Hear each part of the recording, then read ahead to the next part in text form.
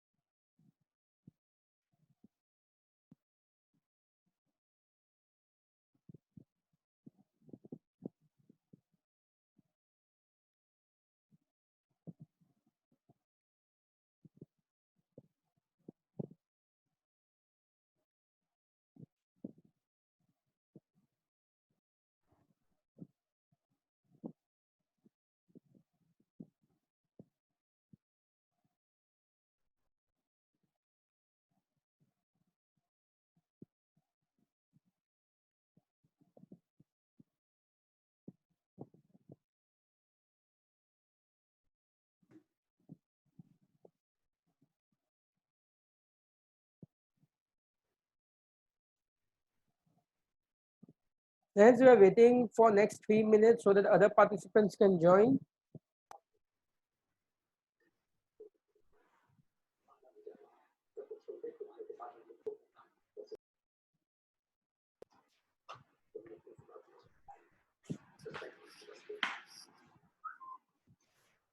Hello.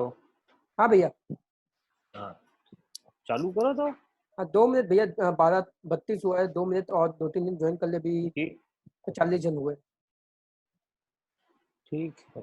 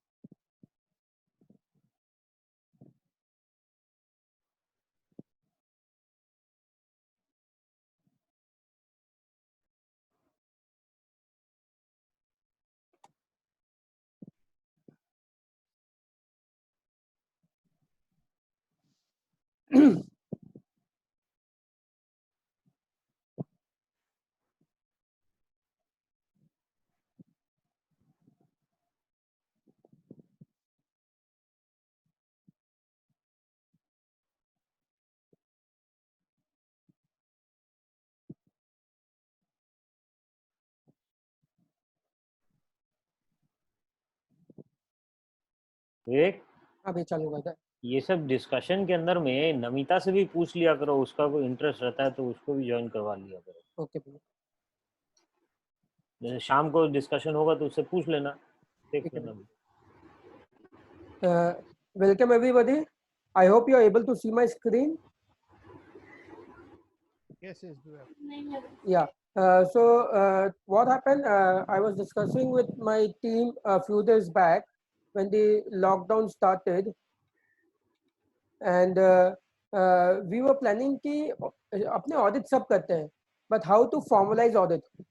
So first thing first, we started making some checklists. We had some checklists in past which we were using for last 4-5 years, and thereafter we started making more checklists. And what happened in the meantime कि इतने सारे checklist हो गए, सब होने लग गए कि कितना चेकलिस्ट है, कहाँ है, क्या करना है. तो we have made this checklist master form. यहाँ पर सब चेकलिस्ट का नाम लिखा हुआ है, and then each checklist has been given a proper serial number, and whether we have updated those checklists or a new checklist has been made in respect to that. I also have Priya. Swati is not joining today. She got hurt in the morning, and maybe she had some fracture or some bone issue. So she went to doctor and she was not able to join us. I am also unmuting Priya. Priya, you can unmute yourself. Yes, sir. Okay. So any update on Swati, Priya? Sir, actually, she is not well. Okay. So this checklists were made, and last 11-12 days we have updated all the checklist, and we have also added some new checklist. So whether it's an internal audit or stat audit, more or less the process is same, although the checklist or the template may differ. So we wanted to have a walk through कि कौन कौन सा checklist होना चाहिए कोई भी audit में. Yes. अगर छोटा ऑडिट होगा तो उसमें क्या होना चाहिए, जो बड़ा ऑडिट होगा तो उसमें क्या होना चाहिए, माय बेसिक्स क्या होना चाहिए. Like whenever we do any work, that's for audit or with valuation work or Ind AS implementation or IFC implementation, we should make sure that we are having a client acceptance checklist filled.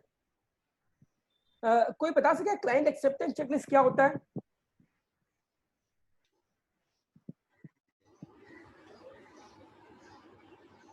कोई बता पाएगा client acceptance checklist क्या होता है? अगर कोई नाम से नहीं बताएगा तो फिर मुझे नाम बोलना पड़ेगा.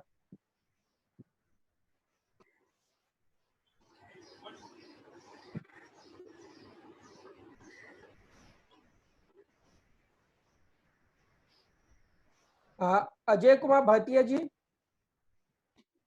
क्या होता है क्लाइंट एक्सेप्टेंस चेकलिस्ट?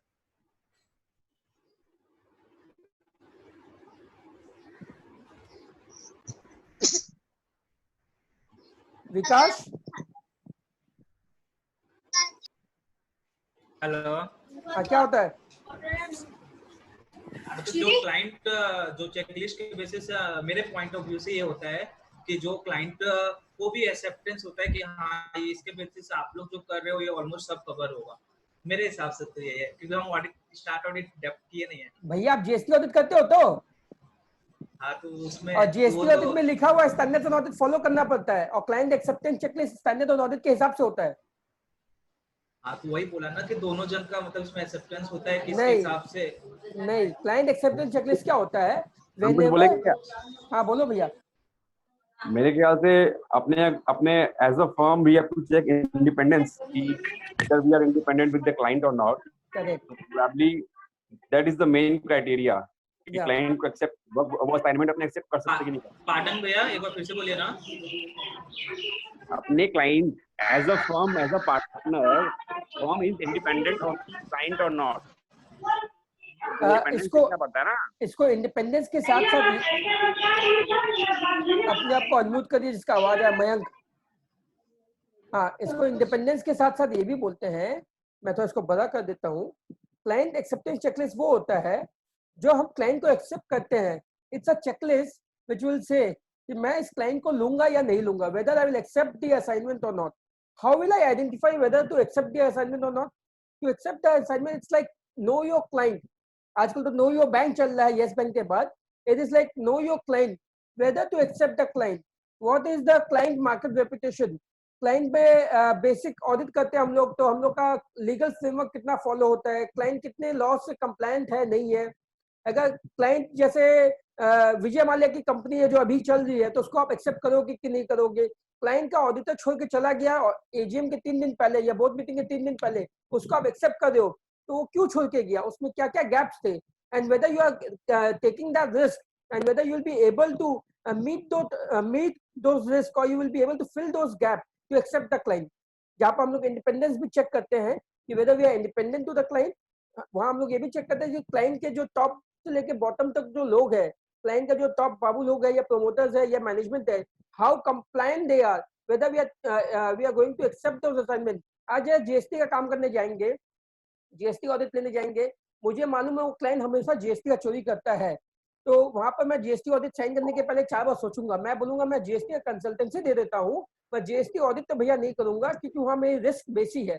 तो क्लाइंट एक्सेप्टेंस इज इम्पोर्टेंट। जैसे कहीं पर हम गए कि आईएफसी इंप्लीमेंट करेंगे या आईएफसी का हम ऑडिट रिपोर्ट देंगे, तो आईएफसी का ऑडिट रिपोर्ट देने के लिए क्लाइंट में कंट्रोल्स कितने हैं, how many controls the client is following and how many controls will we be able to implement at the client's place and thereafter give a report, that is client acceptance।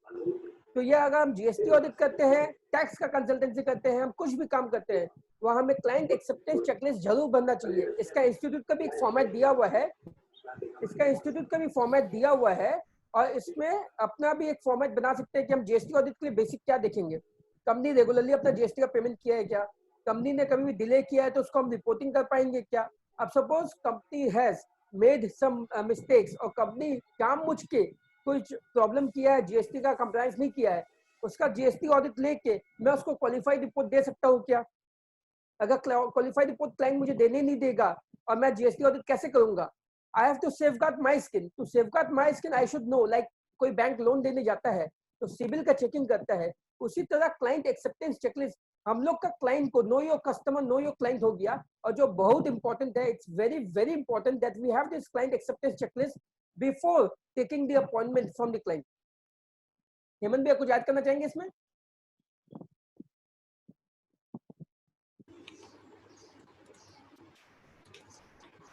Hemant भैया?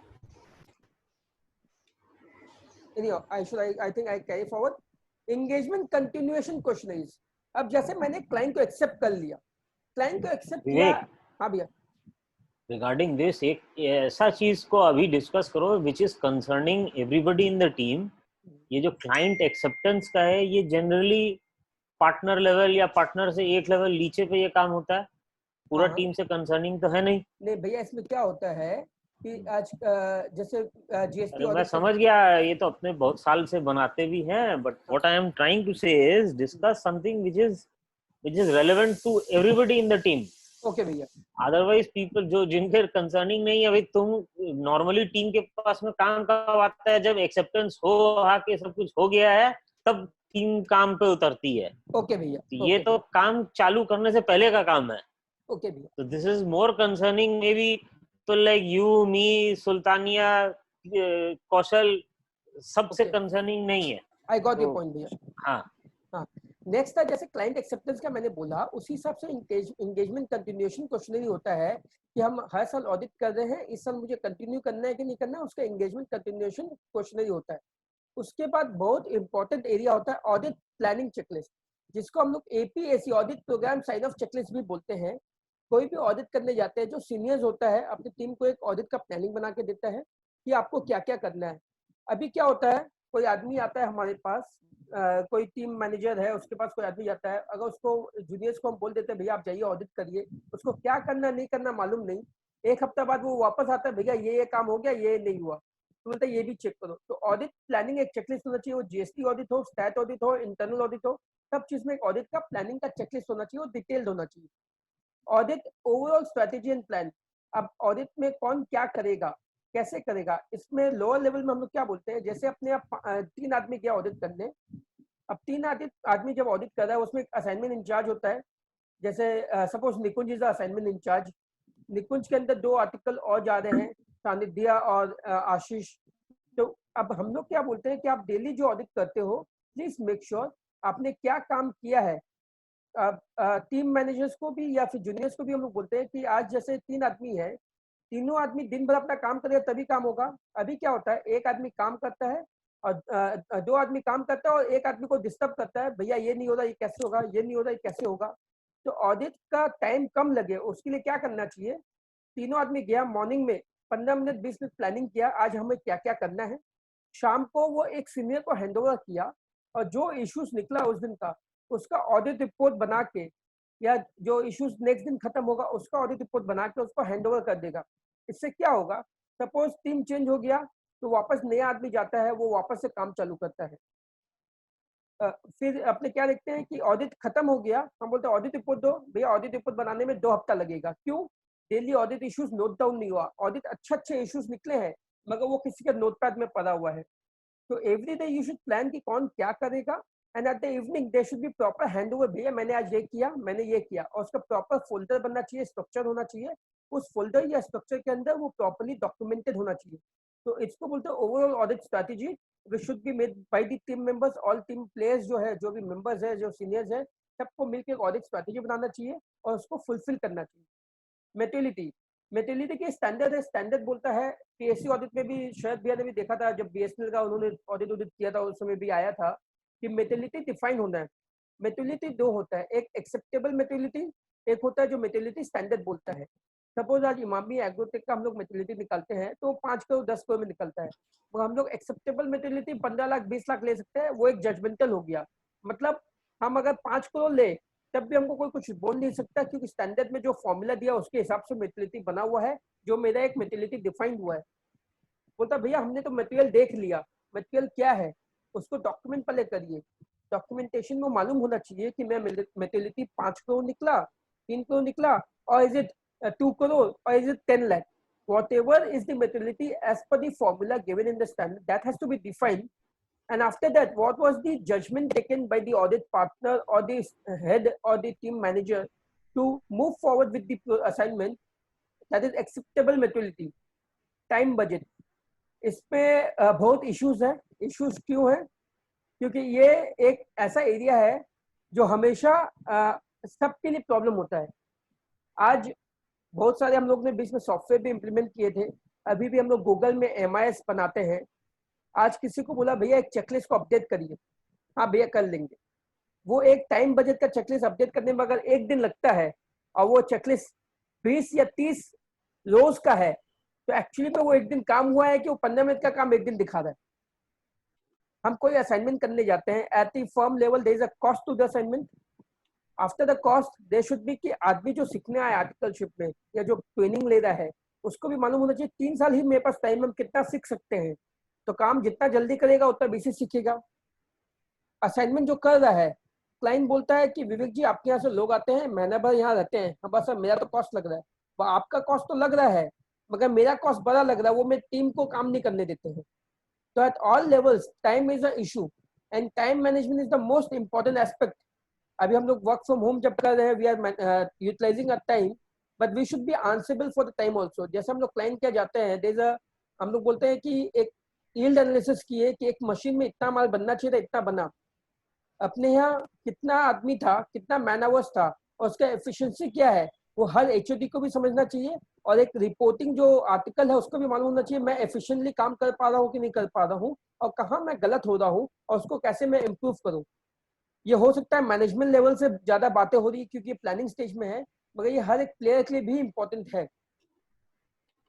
Discussion with the management regarding fraud and related party transaction, ये audit में section 143 sub clause 12 में जहाँ fraud reporting करना पड़ता है, उसके लिए एक अलग से गाइडेंस नोट भी है। बोलता है जब भी हम मैनेजमेंट से जाते हैं मीटिंग करने के लिए ऑडिट चालू करने के पहले, उनसे पूछना चाहिए सर हम लोग ऑडिट कर रहे हैं, आप तो डे टू डे काम कर रहे हो, आपको तो मालूम है कि आपके एरिया में क्या क्या एरियाज है जहाँ पर इश्यूज हो सकते हैं, बिकॉज डेली आप सब कुछ देख नहीं सकते, you can not see everything, so please tell us which area to focus on and where you think there can be a chances of fraud. मैं जब फ्रॉड बोलूंगा मैनेजमेंट कोई बात नहीं करना चाहेगा, तो वी कैन से ऐसा बताइए कौन कौन से एरिया में फोकस करना चाहिए, कहाँ पर रेवेन्यू लीकेज आपका हम बचा सकते हैं। रिलेटेड पार्टी ट्रांजेक्शन हम नीचे अलग से आएंगे। असेसमेंट ऑफ फ्रॉड रिस्क, जैसे मैंने बोला जैसे हम क्लाइंट एक्सेप्टेंस करते हैं, assessment of fraud risk is also over there. If the tone on the top management का ऊपर में ही रहता है कि मुझे properly within the framework काम नहीं करना है, तो वहाँ फ्रॉड के चांसेस बढ़ जाते हैं। और जहाँ फ्रॉड के चांसेस बढ़ जाते हैं, जो हम लोगों ने अपने ऑडिट में सीखा था, compliance testing and substantive testing, जैसे मेरा असेसमेंट ऑफ फ्रॉड रिस्क मैंने किया, वहाँ पर दिखा कि chances of risk is high. How you will know chances of risk is high? मैंने टेस्ट ऑफ कंट्रोल किया। मैं जब टेस्ट ऑफ कंट्रोल किया, वॉक थ्रू किया, आई सॉ कि वहाँ पर डेटा मिसिंग है, मतलब प्रॉपर परचेस ऑर्डर नहीं बन रहा है। परचेस ऑर्डर बनने के बाद जीआरएन हो रहा है, मगर जीआरएन कैंसिल हो जा रहा है। जीआरएन होने के बाद जो सैप एनवायरनमेंट में करते हैं माइलो प्रॉपर्ली नहीं हो रहा है।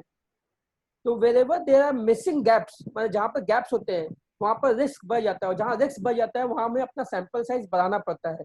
तो इसीलिए ऑडिट प्लानिंग में assessment of fraud risk important है। And when you see a bigger firms, they take 30% or 40% of their time in assessment of the fraud risk. उसका भी हम लोगों ने डिटेल चेकलिस्ट बनाया, टेम्पलेट बनाया है कि फ्रॉड रिस्क फैक्टर्स क्या क्या हो सकते हैं, ऐसे 240 में क्या क्या बोला गया है चेक करने के लिए। क्योंकि याद रखिए, जब भी मैं ऑडिट कर रहा हूँ stat audit point of view से, इंटरनल ऑडिट का अपने एक स्टैंडर्ड्स है, स्टैट ऑडिट का अपने स्टैंडर्ड्स है, and whenever we are giving a final product which is the audit has been done as per standards in audit, and if anyone is able to prove that I have not done my audit as per standards and audit, तो ये तो willful default हो गया। मैं बोलता हूँ कि मैंने ऑडिट स्टैंडर्ड्स और ऑडिट के हिसाब से किया है, एंड मिस्टर एक्स आके बोल दिया कि नहीं भैया आपने स्टैंडर्ड फॉलो नहीं किया, आपने कैसे लिख दिया स्टैंडर्ड्स और ऑडिट के हिसाब से। और जहाँ willful default होता है वहाँ सेक्शन 447 कंपनीज एक्ट का आ जाता है। तो इसीलिए फ्रॉड रिस्क पे हम लोग को ज्यादा फोकस करना चाहिए जब भी स्टार्ट ऑडिट करें। अभी मैं जो टेम्पलेट्स बोल रहा हूँ, हो सकता है ये बड़े कंपनी के लिए आपको लग रहा होगा, पर छोटे कंपनी में भी ये सब चीजों को प्रूव करने के लिए 10 पेज की जगह 1 पेज का कुछ ना कुछ तो होना चाहिए। वो 10 पेज का ना हो, 1 पेज का हो। Risk assessment and approach to assess risk, इसका अगेन ये फ्रॉड रिस्क से and assessment of fraud risk से ही लिंक्ड है कि आप रिस्क कैसे असेस किया, उसका डिटेल में हम लोगों ने चेकलिस्ट बनाया है। Analytical procedure planning, AP, again AP एक रिस्क का असेसमेंट का how to check the risk, उसके लिए इंपॉर्टेंट है। एनालिटिकल प्रोसीजर ये नहीं कि आज चालू हुआ, ये सालों से चला आ रहा है। जब भी हम अपने सीनियर्स के पास जाते हैं, वो क्या करते हैं, अब विवेक लास्ट ईयर सेल्स 100 करोड़ रुपया था, इस बार 120 करोड़ है, तो सेल्स 20% बढ़ा, कॉस्ट ऑफ गुड्स सोल्ड कितना बढ़ा, एम्प्लॉय एक्सपेंस कितना बढ़ा, सैलरी कितना बढ़ा, मेरा एडमिन एक्सपेंस कितना बढ़ा, ये हम लोग देखते हैं, हर सीनियर देखता है हम लोग का। ये चीज हम लोग को सीखना चाहिए, how to analyse the balance sheet. भैया ये क्यों इंपॉर्टेंट है? एनालिटिकल प्रोसीजर प्लानिंग जो प्रॉपर्ली कर लिया, बिग 4 में बोल दे या बिग 10 फर्म में, यही पर सबसे बेसी टाइम लगता है। और ये जिसने प्रॉपर्ली कर लिया उसका ऑडिट में कोई गलती नहीं हो सकता, माने chances of mistake are less. Why? मैंने देख लिया भैया टोटल कंपनी ने इतना माल बनाया, इतना सेल किया, इतना इसका COGS है, तो उसी के हिसाब से कोयला का कंजम्पशन इतना होना चाहिए, उसका स्टील इंडस्ट्री में है तो पेलेट्स इतना कंज्यूम होना चाहिए, DRI इतना रन होना चाहिए। अगर वो CRI जैसा कंपनी है तो उसका कितना माल बना और कितना देर फैक्ट्री चला। Means you should analyse and you should try and compare it with the last year figure. ये तो इजी है, कंपेयर कर लेंगे, मगर इसका अलग से एक स्टैंडर्ड है। स्टैंडर्ड इन ऑडिट में इसका स्टैंडर्ड है, और उसके स्टैंडर्ड से के बेसिस में हम प्लान करेंगे कि मुझे मालूम पड़ा एनालिटिकल प्रोसीजर से कि लास्ट ईयर सैलरी सेल्स मेरा 20% बढ़ा, सैलरी 10% बढ़ा, तो ठीक है, बस सैलरी 50% बढ़ गया, तो जहाँ पर सैलरी 50% बढ़ा तो वहाँ पर मुझे जाके डिटेल में देखना पड़ेगा, वाचिंग करना पड़ेगा, प्लानिंग करना पड़ेगा कि भैया सैलरी क्यों बढ़ा। सिमिलरली मैंने देखा कि लास्ट ईयर के मुकाबले में मिसलेनियस एक्सपेंस बढ़ गया या लीगल एक्सपेंस बढ़ गया, तो लीगल एक्सपेंस में जाके देखना पड़ेगा क्यों बढ़ा। फिर उससे मालूम पड़ता है कि कंपनी का इतना केस चल रहा है, कि वो केस चल रहा है तो वो कंटीजेंट लायबिलिटी में आ सकता है कि नहीं आ सकता है, उसके लिए कोई प्रोविजन करने की रिक्वायरमेंट है कि नहीं रिक्वायरमेंट है। तो analytical procedure for any audit should be starting point. आप बोलोगे भैया ठीक है, जहाँ ईयर एंड हो गया वहाँ हम ऑडिट करने के तो समझ में आता है।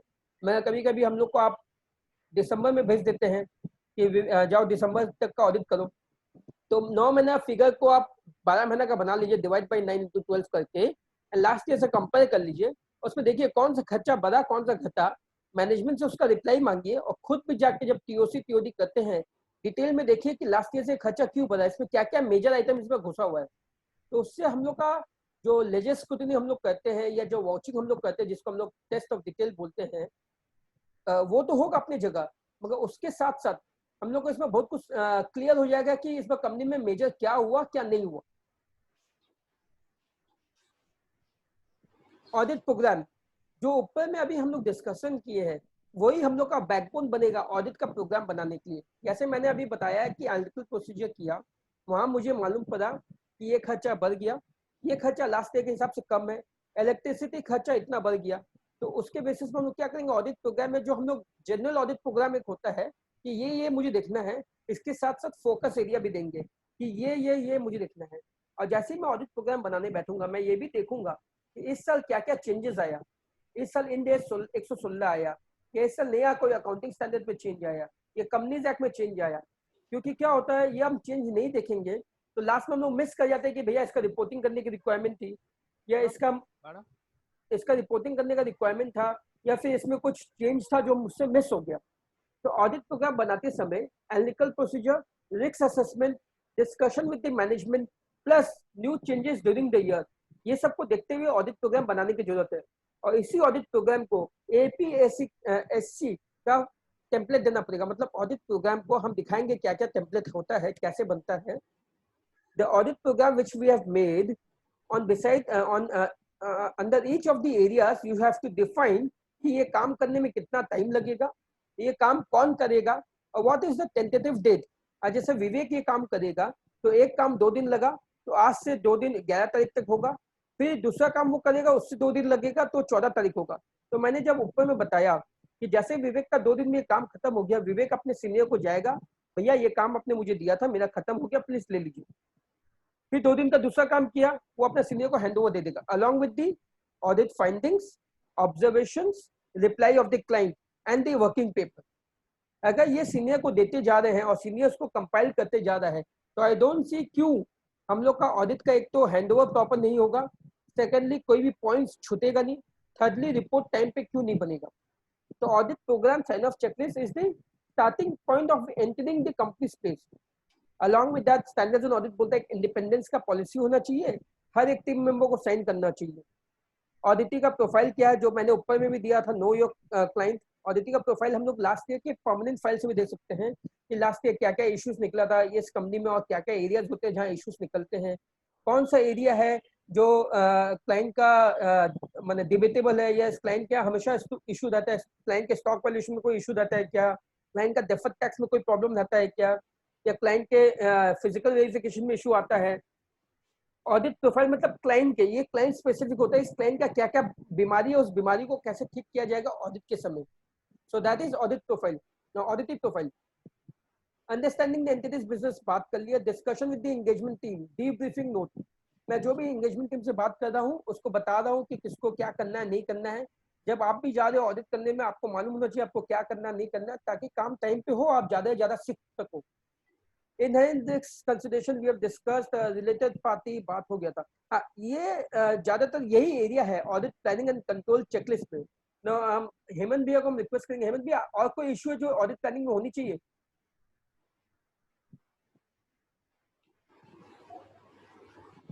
हेलो। हाँ भैया बोलिए। ये जो बात ये तो बॉर्डर हो गया, इसके अलावा ऑडिट में मोटा-मोटी सब कुछ आपने अगर अभी ऑडिट स्पेसिफिक चेकलिस्ट जो बनाया उसको उस पे बात करें तो बेटर रहेगा। नहीं नहीं भैया, अपना ये ऑडिट स्पेसिफिक ही चेकलिस्ट है। कोई भी ऑडिट करने के पहले अपना जो ऑडिट प्लानिंग वाला पेपर रहता है वो अपने ही फिल नहीं होता है, क्योंकि ये क्या होता है ये बोलते हैं लास्ट में फिल कर लेंगे मगर कभी फिल ही नहीं होता है, और ये सब स्टैंडर्ड्स की रिक्वायरमेंट है। भैया आपका वॉइस ठीक से नहीं आ रहा, वो नेटवर्क जनरल अभी अरे यार हेलो हाँ बोलिए। अब आ रहा है? हाँ एकदम आ रहा है भैया। हाँ हम ये बोल रहा है कि अब अभी जो तुम कवर किया वो मोटा मोटी पूरा कवर हो गया, इसके अंदर जो चीज होना चाहिए था, बट यही अपने को इसका भी स्टैंडर्ड एक अगर फॉर्मेट बना ले अपने अगर वो सब मैं यहाँ जो भी मैं दिखा रहा हूँ भैया सबका स्टैंडर्ड फॉर्मेट मैंने बना लिया है। नहीं दिखा रहा है So, सर एक्चुअली कुछ दिख नहीं रहा है। तेरा स्क्रीन नहीं आ रहा है, कुछ डिस्प्ले नहीं हो रहा है। मेरा स्क्रीन नहीं दिख रहा है अभी, मैंने मास्टर चेकलिस्ट दिखाया वो डिस्प्ले नहीं हो रहा है। नहीं नहीं नहीं रे। सर, नहीं हुआ विवेक, खाली तुम्हारा फोल्डर दिखा बस इतना, ऐसे तुम जो भी बोला कुछ भी दिखा नहीं। खाली अरे, फोल्डर तो दिखा बोलेगा दे। तो भाई। नहीं अरे हमको लगा कि तुम एक बाद सेकंड। में दिखाएगा। एक सेकंड, दिख रहा है? नहीं हाँ अब अभी दिखा है यार। हाँ सॉरी, तो मेरे को बताना चाहिए था, नहीं दिख रहा है भाई।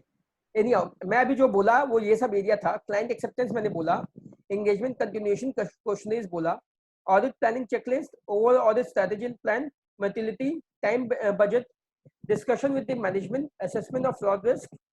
ये ऑडिट प्लानिंग का एरियाज है जो हम लोगों ने कवर किया, इसका सबका टेम्पलेट बनाया है।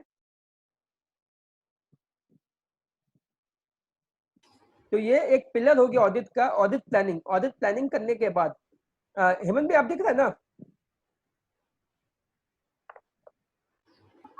दिख रहा है, दिख रहा है। ऑडिट प्लानिंग के बाद ये इंटरनल में भी हो सकता है, स्टैट में भी हो सकता है, जीएसटी ऑडिट में हो सकता है। और वही रिस्क असेसमेंट जो ऊपर में मैंने बताया था, उसी को लेकर डिटेल में रिस्क असेसमेंट का और क्या हो सकता है। इंटरनल कंट्रोल का क्वेश्चन आंसर हम लोग का कुछ बनाया हुआ है कि आप इंटरनल कंट्रोल में जैसे परचेस में जाएंगे क्या क्या क्वेश्चन करेंगे, सेल्स में जाएंगे क्या क्या क्वेश्चन करेंगे, फैक्ट्री के इंचार्ज के पास जाएंगे क्या क्या क्वेश्चन करेंगे। वो सब क्वेश्चंस का वो हाँ और ना बोलेगा, उसके बेसिस में आपको मालूम पड़ जाएगा वहाँ कितने इश्यूज है। मतलब एक हम लोगों ने स्टैंडर्ड ये टेम्पलेट बनाया हुआ, उस टेम्पलेट में क्वेश्चन आंसर्स है। वंस ही और she answers that question, you will know the risk profile of the company. And after doing the audit planning and the risk assessment, audit completion. And एक बार audit इसमें जो analytical review जो बनाया है वो सब शीट्स का है, सब शीट्स का है इसमें। सबशीट्स में ऑडिट प्लानिंग का सबशीट्स दिखा दो एक बार पूरा। नहीं, ऑडिट प्लानिंग नहीं ये वाला, जैसे एनालिटिकल रिव्यू तो मेजर है। एनालिटिकल रिव्यू में क्या क्या चीज अपने कवर कर रहे हैं, क्या नहीं कर रहे हैं।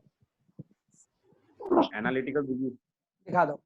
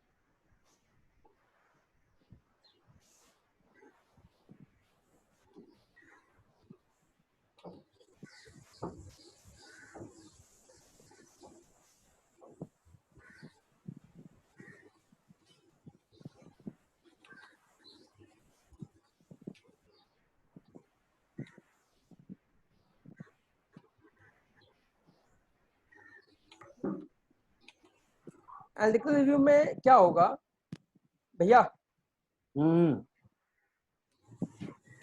भैया हाँ देख रहा है। हाँ विवेक देख रहा है।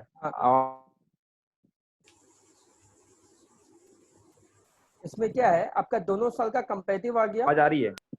इसमें दोनों साल का कंपेरेटिव आ गया, जो अपना बैलेंस शीट का फॉर्मेट है, जो पीएल का फॉर्मेट है, और रेशियो एनालिसिस है जितना रेशियो है। एंड अपार्ट फ्रॉम दिस, मैं जैसे ही बैलेंस शीट में जाता हूँ, मैं जितना भी शेड्यूल्स होगा उसका भी कंपेरेटिव लास्ट ईयर और इस साल का मैं करूंगा। इसी को अपने को और बॉर्डर करना पड़ेगा। इसमें क्या हो रहा है, जैसे अब इसमें अपने क्या किए, एसेट का कंपैरिजन हो गया, बट वो कंपैरिजन में इंक्रीज एंड डिक्रीज हुआ, उसका एनालिसिस भी तो करना पड़ेगा अपने को, क्या इंक्रीज हो रहा है। मैं वही बोल रहा हूँ ना कि एक तो इससे मुझे मालूम पड़ा है कि टेंजिबल एसेट सपोज है, तो टेंजिबल एसेट का इंक्रीज डिक्रीज यहाँ पर आया। और फिर मैं जैसे पीपीई का टेबल में जाऊंगा, वहां पर भी मैं कंपेयर करूँ लास्ट ईयर को इस साल को, वहां पे इंक्रीज डिक्रीज मुझे मालूम पड़ा कितना इंक्रीज डिक्रीज हुआ। और उसके बाद वो इंक्रीज डिक्रीज क्यों हुआ, उसका रिमार्क्स कॉलम आएगा कि भैया ये इंक्रीज डिक्रीज इसलिए हुआ कि कंपनी ने कोई प्लांट एंड मशीनरी में नया प्लांट खरीदा बड़ा, कंपनी ने कोई नया अपना डिवीजन चालू किया, उसको कैपिटलाइज किया, सीडब्ल्यूआईपी में इंक्रीज हुआ तो उसका इंटरेस्ट एलिमेंट इतना था, उसका फॉरेन एक्सचेंज का एलिमेंट इतना था, एंड उसका नया इस बार कंपनी ने कोई प्लान कमीशन करने वाला है क्या। तो हर एक आइटम का फिर एक सबशीट बनाना पड़ेगा, उसके अंदर में ये रहेगा कि इस साल का इंक्रीज डिक्रीज का रीजन क्या है। करेक्ट, इंक्रीज हुआ तो क्यों हुआ, डिक्रीज हुआ तो क्यों हुआ, अगर कुछ भी मूवमेंट नहीं हुआ तो क्यों नहीं हुआ। करेक्ट। या डेटर्स अगर है तो मैं टॉप 10 डेटर्स है, लास्ट टाइम कौन था टॉप 10 डेटर्स, इस बार टॉप 10 डेटर्स कौन है, वो लोग का बैलेंस वो सब ये नो योर कस्टमर्स जो है ना, नो योर क्लाइंट, उसी में आ जाता है। टॉप 10 वेंडर्स कौन है, टॉप 10 डेटर्स कौन है कंपनी का। एनालिसिस के लिए बोल रहा है, एनालिसिस के लिए बोल रहा है। हाँ। सबसिडी रहेगा हर एक लेवल पे, जो सबसिडी रहेगा ना मेरा, हाँ भैया, तो भी आइटम जो बढ़ा क्यों बढ़ा और नहीं बढ़ा, उसमें रीजनिंग वैसे ही होगा ना, तो correct analysis correct. Same for expenditure. हाँ भैया, अब इसको फिर अपने को अपने लेवल जो जो क्लाइंट है उसके हिसाब से बनाते रहना पड़ेगा। ये हो गया ब्रॉडर लेवल कि 3 चीजें को अपने को होना पड़ेगा।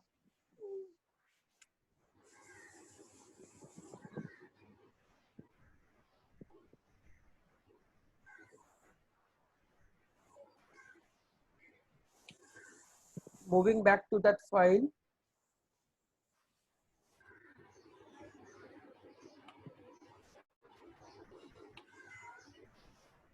एक्सेल शीट दिख रहा है सबको? Yes sir. हाँ, तो रिस्क असेसमेंट हो गया। उसके बाद भैया क्या है, ऑडिट कंप्लीशन एंड रिव्यू। ये ओपन नीचे हो गया, कंप्लीशन नीचे जाना चाहिए था, एग्जीक्यूशन ऊपर। प्रिया तुमने कुछ चेंज किया है क्या अभी? नहीं सर। हाँ किया है। सर ऑर्डर तो वही। एनीहाउ, तो मैं बोला था जैसे ऑडिट एग्जीक्यूशन में पहले अपने क्या करते हैं, ऑडिट करते करते बहुत बार अपने भूल जाते हैं कि इन्वेंटरीज का फिजिकल वेरिफिकेशन का रिपोर्ट लेना है। उसमें फिजिकल वेरिफिकेशन जो हुआ था उसमें अटेंडेंस किसका किसका था, ऑडिट क्लाइंट ने कट ऑफ क्या लिया, कट ऑफ लेने के बाद कंपनी ने उसको रिकंसाइल कैसे किया। सपोज कोई कंपनी है, उसने 25 तारीख का कट ऑफ लेके इन्वेंटरी का फिजिकल किया, फिर 25 से जितना दिन लगा वो फिजिकल करने में, रोल फॉरवर्ड रोल बैकवर्ड किया क्या, उसका रिकंसिलेशन का वर्किंग हम लोग ये डिटेल में नहीं देखते हैं। अभी फिलहाल हम लोग क्या बोलते हैं, भैया हमको इन्वेंटरी फिजिकल का रिपोर्ट दे दीजिए और उसको अपने फाइल में लगा लेते हैं। उसमें क्या आया क्या नहीं आया कुछ नहीं देखते हैं। मैं ये नहीं बोलता हूँ कि कोई नहीं देखता है, हो सकता है किसी के एंड में वो देखा जा रहा होगा, मगर उसका रिपोर्टिंग क्या हुआ। अभी अभी मूविंग फॉरवर्ड जब कारो 2020 अब एक्सटेंड जो हो गया, नेक्स्ट ईयर से अपने रिपोर्टिंग करना पड़ेगा। उसमें भी अपने को बताना है कि 10% से बेसिक डिविएशन कोई भी क्लास ऑफ द इन्वेंटरी में हुआ है तो उसका डिविएशन को अलग से रिपोर्ट करना पड़ेगा। वो सब के लिए अभी से हम लोग को क्लाइंट को इन्वेंटरी का फिजिकल का पेपर्स दीजिए, अटेंडेंस दीजिए, कैसे आपने रिकंसिलेशन किया कि मैं कट ऑफ क्या लिया। कंपनी अगर 2 दिन 3 दिन में फिजिकल होता है तो कौन कौन सा दिन कौन कौन आदमी आया, कैसे फिजिकल हुआ और कैसे रिकंसिलेशन हुआ, उस रिकंसिलेशन का वर्किंग पेपर्स देना जरूरी है। इसके साथ साथ अपना कैपिटल रिजर्व, कंटिजेंट लायबिलिटी, ये माने अगेन क्लाइंट स्पेसिफिक है। कैश एंड बैंक बैलेंस, ये एक बहुत इंपॉर्टेंट एरिया है, मैं उसको दिखाना भी चाहूंगा आपको वर्किंग पेपर्स में।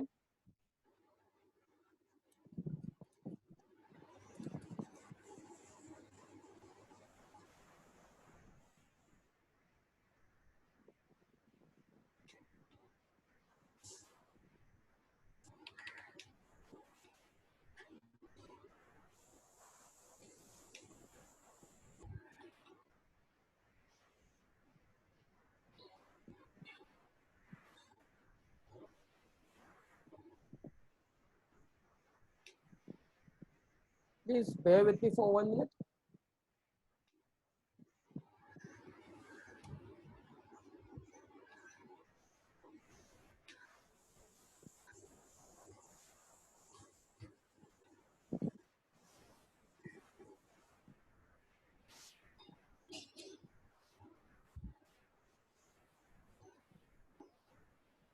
कैश एंड बैंक बैलेंस क्या होगा, हम लोग को एक मास्टर चेकलिस्ट बनाना चाहिए कि कंपनी का बैलेंस एज पर बुक्स कितना है एंड कंपनी का balance as per bank statement कितना है। और जो जो बेसिक बीआरएस का एरिया होता है उसमें हम लोग प्लॉटिंग करके बीआरएस के साथ लिंक करना चाहिए। मैं आपको वही दिखाना चाह रहा हूँ, एक सेकंड रुकिएगा। कैश एंड बैंक,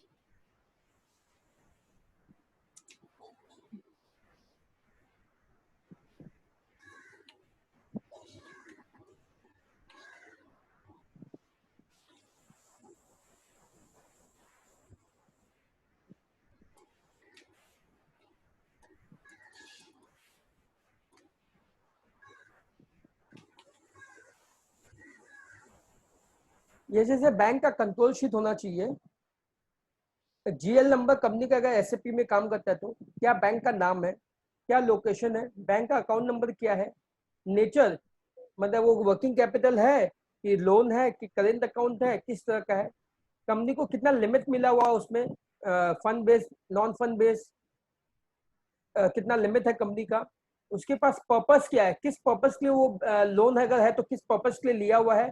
इसके अंदर एक और हम कॉलम डाल सकते हैं, सिक्योरिटी क्या दिया हुआ है, क्योंकि ये सब हम लोग को बैलेंस शीट की रिपोर्टिंग में चेक करना पड़ता है। Closing balance as per SAP क्या है, closing balance as per bank क्या है, और उसके बाद ये दोनों का जो डिफरेंस है उस डिफरेंस को अगर वो बैंक बैलेंस बेसी है या बैलेंस एज पर बुक बेसी है, बैलेंस एज पर एसएपी बेसी, ये बैंक बेसी है, उसका डिफरेंस को यहाँ डिटेल कर सकते हैं, उसको बीआरएस से लिंक कर सकते हैं।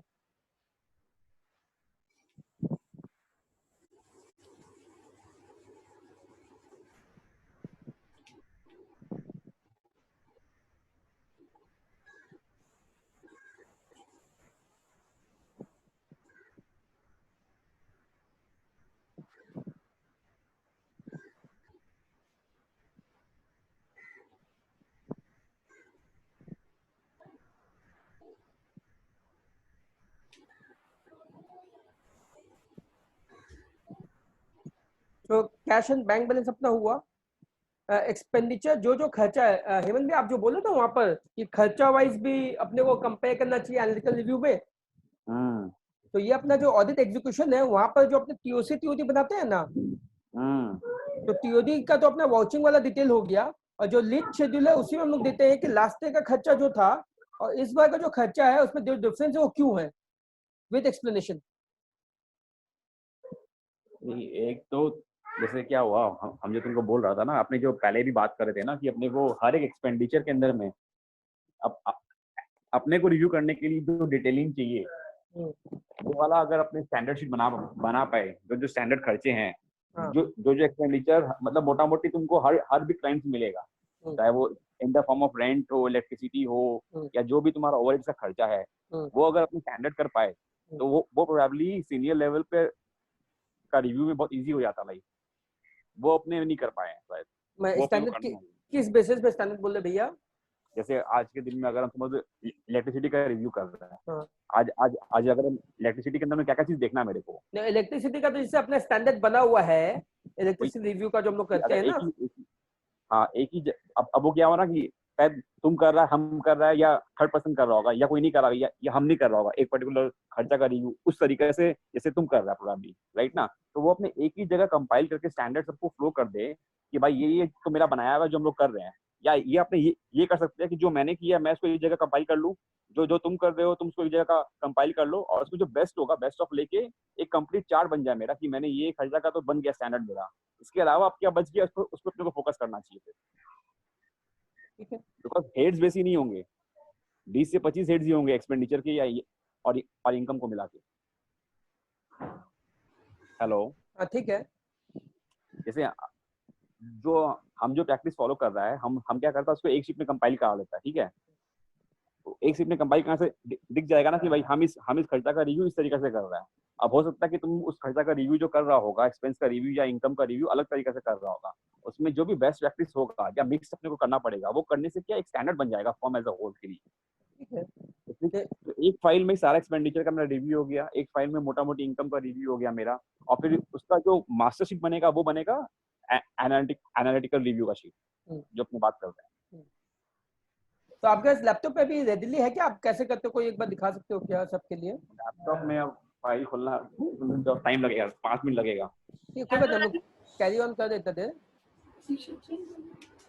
इसमें हम क्या करता है विवेक, हम जो मेरा लास्ट जो बनाया हुआ है 18-19 का, हम एक फाइल तुमको शेयर कर देता है, मतलब जो चीज हमको लग रहा है, मतलब ऐसा भी नहीं शेयर करें कि जो डंप फाइल मतलब बनता नहीं है। उसमें जो काम का चीज हम तुमको एक ही फाइल में करके सारा चीज तुमको शेयर कर देता है, ठीक है। और तुम लोग के यहाँ पे जो बना हुआ है उसको भी शेयर कर दो। वो आपको शेयर किया था मैंने सैटरडे को, आप देख लो एक बार, आपको मैंने मेल किया था वो पूरा, मतलब उसमें सब कुछ कवर है क्या, जितना भी एक्सपेंस का डिटेल, एक्सपेंस वाइज पूरा कवर है पूरा क्या चीज? हाँ, एक्सपेंस वाइज मतलब नहीं समझा मैंने। अरे आज के दिन में अगर तुम जो बायोटेक का ऑडिट किया उसके अंदर में देयर आर 10 मटेरियल एक्सपेंसेस है, रेंट हो गया, कमीशन हो गया, इलेक्ट्रिसिटी हो गया, वो जैसे हम लोग डिपो एनालिसिस करता है, डिपो का एनालिसिस हो गया, इलेक्ट्रिसिटी हो गया, रेंट का करते हैं हम लोग जो डिपो वाइज, हाँ राइट, हाँ तो वो सब है। वैसे तब ठीक है, हम उसको देख के फिर मेरा भी जो कमेंट्स होगा हम तुमको मेल कर देगा, हाँ भैया, हाँ भैया, स्टैंडर्ड बना लेते हैं, हाँ भैया, बेटर रहेगा वो सबके लिए। तो बैक टू द स्लाइड, ये सबको दिख रहा है एक्सेल शीट जो हम लोग देख रहे थे, मास्टर एक्सेल शीट। हेलो। तो जैसे जो ऑडिट एग्जीक्यूशन में मैंने बोला, ईच हेड का जो प्रॉपर्टी प्लान एंड इक्विपमेंट हुआ, इन्वेंट्री हुआ, आपका कैश एंड बैंक बैलेंस हुआ, इनटेंजिबल एसेट्स हुआ। विवेक ये जो लिखा ना कंटिंजेंट लायबिलिटी डन, वो वाला शीट खोल एक बार। ये हुआ ऑडिट एग्जीक्यूशन।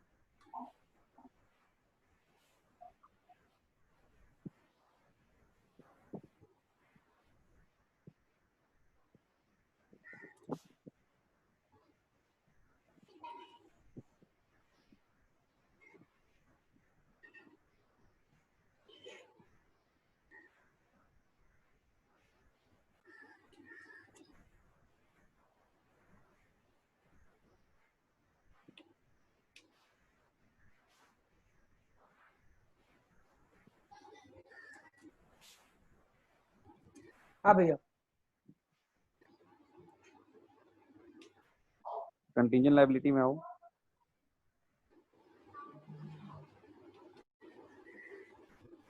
गलत साइड।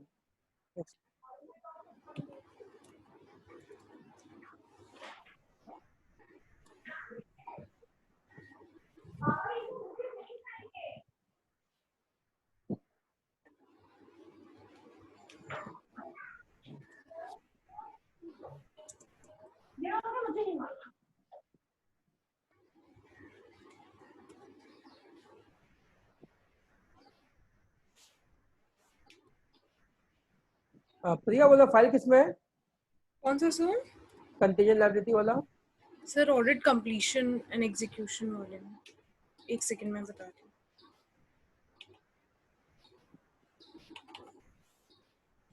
सर ऑडिट एग्जीक्यूशन, वो फाइल मिसिंग है। प्रिया वो फाइल तुम्हारे पास है क्या? क्योंकि वो कैपिटल रिजर्व वाला है। विवेक को तो बाद में देख लेंगे, नहीं मतलब इसका पर्पस हम बोला कि अगर होता है अवेलेबल तो क्या उसको अपने लिखा देख के डिस्कस कर सकते थे क्या? उसमें क्या है, उसमें मैंने दो चीज किया भैया। उसमें हम लोगों ने क्या किया है कि एक तो जो क्लाइंट का जो केसेस चल रहा है उसका लिस्ट बनता है। अपार्ट फ्रॉम दैट हम लोग जो लीगल ये थर्ड पार्टी का कंफर्मेशन से भेजना पड़ता है ना, कि आपका क्लाइंट का अपना लॉयर हो, रिप्रेजेंटेटिव हो, तो what are the cases going on and what you feel will be the outcome of the case. तो लीगल थर्ड पार्टी कंफर्मेशन का जो इंस्टीट्यूट का भी फॉर्मेट है, हम लोग उसको फॉलो कर रहे हैं। नहीं, इसमें बहुत सारा चीज होता है। जैसे हम जैसे बता रहा था, एक तो होता है कि तुम्हारा स्टार्टिंग पॉइंट क्या होना चाहिए। स्टार्टिंग पॉइंट होना चाहिए कि तुम्हारा लास्ट ईयर जो केसेस ओपन रह गया था उससे अपने को मूव करना है। करंट ईयर में ऐड क्या हुआ, फिर क्लोजिंग क्या हुआ। अब जो उसके बाद भी हर क्लाइंट के एंड पे मोटा मोटी एक लीगल एमआईएस बनता है या लीगल का रिव्यू रहता है। वो एमआईएस को लेके अपने रिव्यू वो हम लोग लेते हैं। हाँ नहीं बता रहा, उसकी वो जो फाइल बने हैं कंटिजेंट लायबिलिटी वाला फाइल, उसमें एक इंडेक्स रहे कि भाई हमने ये चीज लिया कि नहीं लिया रिव्यू करने के लिए। ठीक है, हम जो बोला चाह रहा है कि उस फाइल में अपने अगर सारा चीज को स्टैंडर्ड कर देना कि इनको ये जरूरी नहीं हर जगह तुमको हर चीज मिल जाएगा, बट हेमंत भैया हम क्या करेगा डुप्लीकेसी रोकने के लिए, मेरा जो ये ड्रॉपबॉक्स में ये फोल्डर पूरा हम लोग का, हम स्वाति और प्रिया इसमें काम कर रहे थे, तो ये ड्रॉपबॉक्स का लिंक आपसे भी शेयर कर लेगा। तो आप अपने ड्रॉपबॉक्स में डायरेक्टली चेक कर सकते हैं। उसमें बगल में कमेंट्स का एक कॉलम दिया हुआ है, आप अपना कमेंट्स डाल दो, उसमें ये चेंज करना है तो उस हिसाब से अपने कर लेंगे भैया। हाँ बस हाँ ठीक है। एक जैसे हुआ फिर अपने कंप्लीशन में क्या होता है भैया, इंडेक्स का चेकलिस्ट जहाँ इंडेक्स लागू हुआ है और एएस का चेकलिस्ट जहाँ एएस लागू हुआ है। फैक्ट्री विजिट का चेकलिस्ट एक हम लोग नया बनाए हैं इस बार। ओके, फैक्ट्री एक्ट का हम लोगों ने एक फैक्ट्री एक्ट का पूरा चेकलिस्ट बनाया है डिटेल में, और वो कितना हम लोग को लगेगा वो एक बार आप देख लीजिएगा। उसमें फैक्ट्री एक्ट में जो जो रिक्वायरमेंट है कंपनी का सेक्शन वाइज उसमें बाइफरकेट किया हुआ है। स्टैंडर्ड्स एंड ऑडिट, हाँ बोलिए। ये बोल रहे इसको भी देखना पड़ेगा कितना रेलिवेंट होगा ये। हाँ, स्टैंडर्ड्स ने हम लोग जब फैक्ट्री और चेकलिस्ट करते हैं तो हम लोग स्पेसिफिक क्लाइंट क्या बोलते हैं कि आपको मतलब एम्बुलेंस होने की रिक्वायरमेंट है, इतना स्टाफ होने से कैंटीन होने का रिक्वायरमेंट है। छोटे छोटे कंपनी में वो मिसिंग रहता है, जैसे एम भट्टाचार्य जैसे क्लाइंट होता है वहां पर वो गलती से मिसिंग हो गया कोई कारणवश, या टॉयलेट की क्या रिक्वायरमेंट है, कैंटीन का क्या रिक्वायरमेंट है फैक्ट्री एक्ट में, वो सब बेसिक चेकलिस्ट। ऑल्दो हम लोग स्कोप में कितना है नहीं है, हम लोग वो स्टैंडर्ड चेकलिस्ट बनाया हुआ है, मैंने टीम भर देता है उसको, और मैंने 2 घंटा का काम है, and then we can report कि आपके फैक्ट्री एक्ट में हम लोग को ये इश्यूज दिखाई दिया। स्टैंडर्ड्स एंड ऑडिट चेकलिस्ट अपना डिटेल में है। एमएसएमई का एक नया चेकलिस्ट हम लोग ने बनाया है, एएस चेकलिस्ट, कॉर्पोरेट गवर्नेंस का चेकलिस्ट जो लिस्टेड कंपनी के लिए पुराना था उसको अपडेट किए हैं। कारों का 2 कारों का चेकलिस्ट बनाया है, एक पुराना वाला एक नया वाला। आईटीजीसी का पहले भी था। Internal audit report review checklist, internal audit जो क्लाइंट का हर क्वार्टर का हुआ है और उसका क्या क्या इश्यूज निकला उसका एक मास्टर लिस्ट बना के अपने फाइलिंग के लिए उसका एक चेकलिस्ट बनाया है। Point carry forward for to subsequent audit, next year audit में क्या क्या पॉइंट्स कैरी फॉरवर्ड, क्या होता है हम लोग ऑडिट करते हैं, इश्यूज डिस्कस होता है, जो क्लोज हो जाता है क्लोज हो जाता है, और जो ओपन रहता है उसका फॉलो अप नहीं होता है, तो उसके लिए points carry forward to subsequent audit का एक चेकलिस्ट बनाया है। इंगेजमेंट क्वालिटी कंट्रोल, ठीक है, ये रिक्वायरमेंट है स्टैंडर्ड का, मगर कितने फॉलो हो सकता है मालूम नहीं। Cold review, hot review. Tandan भैया, लोड शेडिंग हो गया यार हम लोग के यहाँ पे। तंदन भैया, तंदन भैया आया नहीं क्या आज? भैया नहीं आए इसमें भैया। लाइट गया ना। फिर engagement quality review, going concern is okay, and इसको छोड़ के जो हेमंत भी एक और चीज था, अपना जितना कंफर्मेशन होता है, bank confirmation, debtor and creditor confirmation, legal council confirmation जो अपने ऊपर में बात कर रहे थे, लेटर टू ग्रुप ऑडिटर, ये सब का हम लोगों ने स्टैंडर्ड बना लिया है। Summary of minutes of meeting, जो भी हम लोग मीटिंग करते हैं क्लाइंट से उसका मिनट्स नहीं बनाते। तो मैं जो भी अब सपोज हम विदित जी के साथ बैठा डिस्कशन करने के लिए, या आप जैसे पतौदिया जी के साथ बैठा, अरुण जी के साथ बैठा, तो उसके एक मिनट्स ऑफ द मीटिंग अपने बना ले, तो अपने ये रिक्वायरमेंट भी है स्टैंडर्ड के हिसाब से। TOC, TOD, TOC purchase sales fix asset HR हम लोग करते हैं, और कुछ आप सजेस्ट करेंगे वो भी हम लोग डाल देंगे। टीओडी का स्टैंडर्ड टेम्पलेट बनाया कि सैम्पलिंग कैसे करना है, टेस्ट ऑफ डिटेल में ज्यादा सैंपल आ जाए, उसका पूरा ये क्वेश्चन आंसर टाइप का बनाया हुआ है। ऑडिट एंगेजमेंट लेता है, मैनेजमेंट रिप्रेजेंटेशन, ये सैप रिपोर्ट फॉर ऑडिट जो मैंने आपको शेयर किया था, उसमें कुछ अपडेट किए क्या भैया? उस पे अपडेट नहीं। Hello sorry. हाँ, हम लोग क्या चाहते हैं कि जितना भी एसएपी में रिपोर्ट निकलता है, जब जो टीम जाए उसको पहला 4 दिन होना चाहिए, भैया आपको एसओपी में ये रिपोर्ट निकालना है, उसको ऐसे प्रेजेंट करना है, उसमें से ये इश्यूज निकल के आएंगे, इसको रिपोर्टिंग करना है। फिर फैक्ट्री एक्ट का कंप्लायंस जो मैं आपको बता रहा था, जीएसटी का reconciliation, P tax, PF, ESI, हीरा कंप्लायंस चेकलिस्ट रियल एस्टेट में जहाँ एप्लीकेबल है, ये सब का एक फॉर्मेट प्रिया ने बनाया है इस बार नया। And then data raising, vendor raising, GRI, clearing agent, ये सब पाइवट टेबल और एक्सेल को यूज करके vendor complete details analysis, data complete details, sales complete details, purchase complete detail. अब देखोगे जो हेड है ना, उस हेड का फोल्डर बनेगा, और जो अंदर में चेकलिस्ट दिया हुआ है उस फोल्डर पे वो चेकलिस्ट रहेगा, और हर चेकलिस्ट का स्टैंडर्ड नाम दे दिया हम लोगों ने। कि क्या होता है बाद में हम लोग जब चेकलिस्ट खोजते हैं तो हम लोग को मिलता नहीं है, तो इसको नंबरिंग कर दिया, सीरियल नंबर दे दिया चेकलिस्ट को। तो आप कोई भी 10 असाइनमेंट भी अपने करेंगे, 10वां असाइनमेंट का यही फॉर्मेट होना चाहिए फोल्डर का, और यही सीरियल नंबर होना चाहिए चेकलिस्ट का। तो उसको खोजने में आज किसी को मालूम है इन डेज का चेकलिस्ट मुझे खोजना है तो 413 नंबर चेकलिस्ट खोजना है, तो ये एक कोशिश किया है। और बताइए हेमंत, इसमें और क्या हो सकता है? एक बार इसको हमको तो वो दे दे, इसका क्या नाम है, फोल्डर दे देता है। हाँ, तो उसके बाद देख लेते हैं, इसमें हमको जो ऐड लगेगा ना ऐड करके वो दे देगा पूरा। संदीप भैया,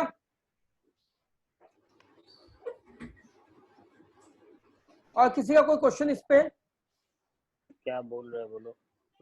नहीं, मैं ये चेकलिस्ट, मेजर चेकलिस्ट का जो डिटेल्स था वो मैंने अभी डिस्कस किया कि कौन कौन सा चेकलिस्ट है। नहीं, और इसमें कोई चेकलिस्ट मिस हो रहा है? चेकलिस्ट तो जितना बना सकते हो उतना कम है, तुम पर जितना है इसको पहले इम्प्लीमेंट तो कराओ।